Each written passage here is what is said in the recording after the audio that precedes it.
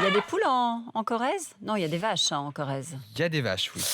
Justement, c'est là que le président va se déplacer cet été. Ce sera d'ailleurs, Barthélemy, son seul déplacement pendant ses vacances. Et c'est chez lui, donc, en Corrèze. François Hollande y sera demain.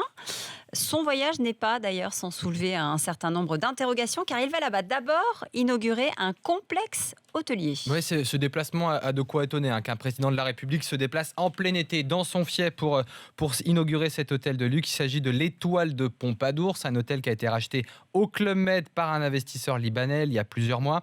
Mais en fait, quand on regarde ce qui se passe en Corrèze depuis l'élection de François Hollande, on se rend compte qu'il est aux petits soins pour son département. Il faut dire qu'il est directement informé de tout ce qu'il se passe là-bas. Le maire de Tulle, Bernard Combe, est son conseiller technique à l'Élysée.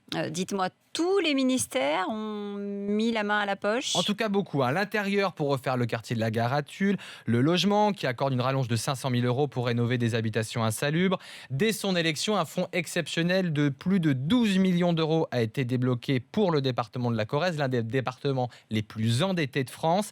Au total, plus de 16 millions d'euros d'aide entre 2012 et 2014. Tout est légal, mais certaines aides paraissent étranges. Par exemple, 200 000 € donnés pour l'aménagement de l'esplanade du futur cinéma, annoncé à l'époque par le Premier ministre en personne, Jean-Marc Ayrault. François Hollande garde donc toujours un œil sur la Corrèze. Et jusqu'à très récemment, selon le Canard enchaîné, il serait intervenu en personne début août pour sauver un centre d'appel situé à Favard où travaillent 300 personnes.